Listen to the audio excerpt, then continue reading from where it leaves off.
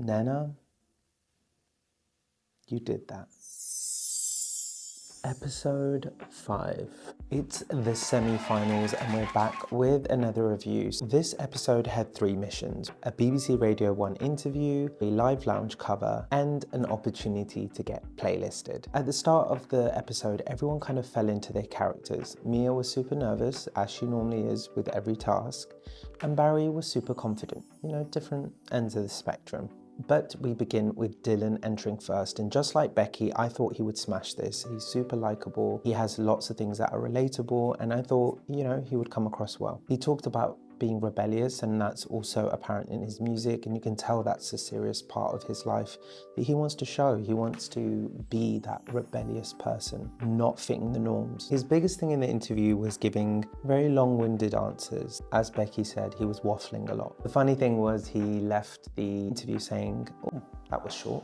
That wasn't too much of a problem. I think when people talk in an interview, it's good content, so you're grateful that they're giving you a response. I think my biggest thing was when he started ranking who he would work with. I just don't think he needed to do that. Barry walked into the interview saying, "I'm a winner, I got this, I'm an icon." He was given all those answers. He did kind of hint to it at the end, post-interview. He does that to kind of give himself confidence walking into a room. Recently, there's been a wave of affirmations, believing and outlining statements that you want to be. Jason had his reservations about how Barry came across, that he was too cocky, too confident. And I have to agree, I think as somebody who hasn't kind of hit the mainstream yet, it would have been nice if he kind of toned that part of him down, but that is him, so should he? Maybe just not walking in saying, "I'm a winner, I'm an icon." Maybe I'm confident in myself and there really isn't any competition that I see because I'm only competing against who I was yesterday. What I did like is that he kind of peeled away some of the layers and built some of his vulnerability coming through, talking about his past. I think that's going to be the key for Barry moving forward in his career, because that's the part that I think people want to see and want to connect to. Now Mia, Mamma Mia. I gotta say, my opinion slightly changed on Mia this episode. And I'm taking a sip because I didn't think she would throw Barry under the bus. In the interview, and like lots of interviews, you're trying to pull for information. I mean, I'm a blogger, sometimes you do want the tea. But I would never have on a national radio station say, "Oh God, no," when talking about collaborating with Barry. That's an extreme reaction, not just a, "Not sure if our sounds work," or even saying, "I don't think we would work together because we just don't get on." It was a very extreme reaction. She really revealed that Barry and her didn't get along. Again, something about these edits, we're not seeing this. Like, I didn't even know they had an issue. I didn't even know how deep it went. And also at the end of the episode, Barry looked shocked and confused by those statements. Now, let's get on to the star of this episode, and that is Nnenna. Nnenna really came out of her shell. I think this is the first time I've seen her personality, who she is, what she's about, and that's so cool. We've not seen any of this before, and if you see any of my previous reviews, I talk about Nnenna the least. Yes, she has a great voice, but we haven't seen much of who she is. This episode, she gave personality, relatability, and confidence. Her interviews went smoothly. She looked like an established artist. She kind of had a bit of banter. She was smiling. She was giving great responses. Nailed it. By far, like if you look at the rest of the competition, she won this whole episode. Then we move on to Chris from Radio 1, who was looking at who would be playlisted. And I just saw this tweet.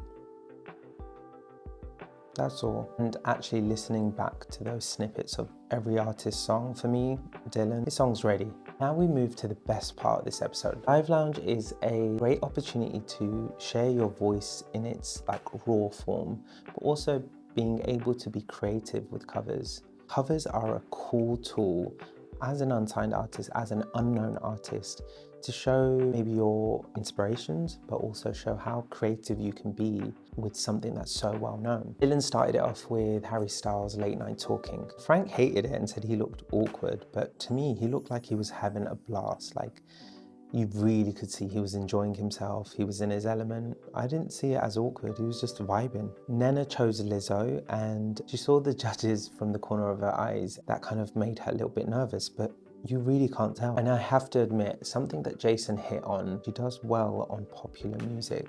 I understand that she has a vibe as an artist and she knows what she wants to get into. Maybe if she's watching this and in the future, she should explore sounds that are a little bit more commercial, because she killed it. Mia did Spaceman by Sam Ryder. Her voice to me is super magical, and that stripped back part of it just before she got into the song was so crisp. Vocally, I think, honestly, no, she's unmatched. It's a shame this episode she went down to shooting other people down, but her talent speaks for itself. I think if she has more confidence, it would be great. I did have an interview with Amel. She mentions that obviously when the cameras are on, I think Mia feels a bit more nervous, but her personality is probably bigger than what we know. Barry said he doesn't do covers, and I'm interviewing him today, so I'm interested to ask him why not. As an upcoming artist, I think covers really showcase what you can do. And also, people don't know your songs, so it's always important. He did Dua Lipa Levitating. He took it into a darker tone, a bit more grittier. The judges hated it. Also did forget the lyrics. And it was a little aggressive, but I think that was the passion, the gusto. Now, Jason was the judge that I think was really getting it right this time. He mentioned that seeing Mia throw Barry under the bus was showing a level of immaturity, but also her age. She's quite young, and I guess you got to learn where you pick your battles. But you know what, I'm guilty too, because when you want to talk shit, you want to talk shit. But he also made a good point about Nnenna. Nnenna described herself as a silent killer. That's exactly what she's done in this whole series. What a time to show us who you are, and that is a good statement. I think as everyone's kind of fallen down, she's had that steady pace. And right at the semi-finals, she's pushed herself. She's an intelligent artist. She knew how to flip the song when they were doing each other's song. She owned the music video, and now she's stepping out and showing us who she really is. Unsurprisingly, Barry and Mia were in the bottom two. Barry did a ballad, which again, I think he's shown us a lot of his voice, but when he describes his own music, I don't think it kind of matches to what we've got to see on the show. But I will say, when he was performing, you can really tell he's comfortable singing his own songs. He believes his lyrics. The emotion was great, and that style just suits him. Mia sang, and the judges did say she didn't perform as great as she normally does, but I think, you know, I'm a fan, Mia. Frank's feedback on that performance was she doesn't have the it factor, but I think she does, because we've seen it on the music video. So it's probably about where she feels comfortable. And at the end of the episode, Barry was sent home, which unfortunately is unsurprising compared to the other artists that are there. He is definitely Marmite, but more than that, I think he's authentically him.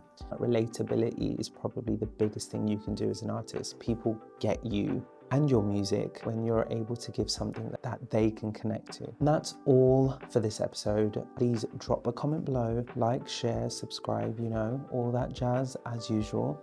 And as we're coming to the end of this show, if you know any that I should review, hit me up. I'm on Twitter, I'm on Insta, I'm on Facebook. Thank you guys.